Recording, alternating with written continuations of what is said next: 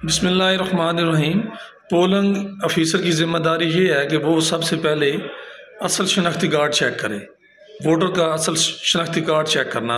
Polling officer की दूसरी ज़िम्मेदारी ये है कि वो वोटर की शक्ल और वोट लिस्ट में जो तस्वीर है उसको आपस में मैच करे, उनको परखे। पोलिंग ऑफिसर की तीसरी ज़िम्मेदारी ये है कि वो शनाख्ती कार्ड पर जो नंबर है उसको वोट लिस्ट में जो शनाख्ती कार्ड का नंबर है उससे मैच करे। पोलिंग ऑफिसर की चौथी जिम्मेदारी ये है कि वो शनाख्ती कार्ड पर जो नाम है, वल्दियत है, ज़ौजियत है, उसको जो वोट लिस्ट जारी हुई है उसके साथ मैच करे।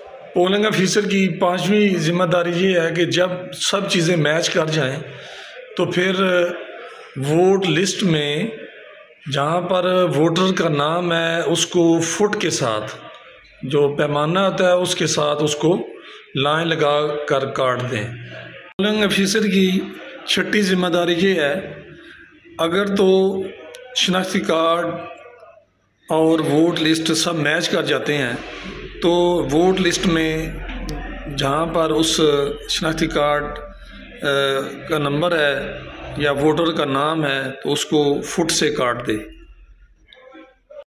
पोलिंग ऑफिसर की सातवीं जिम्मेदारी ये है, अगर तो औरत है तो उसकी अंगूठा, जो उसका दायां अंगूठा है, पहले जोड़ पर यहाँ पर स्याही का निशान लगाए। तो अगर मर्द है तो उसका बायां हाथ उसके पहले जोड़ पर स्याही के निशान लगाए।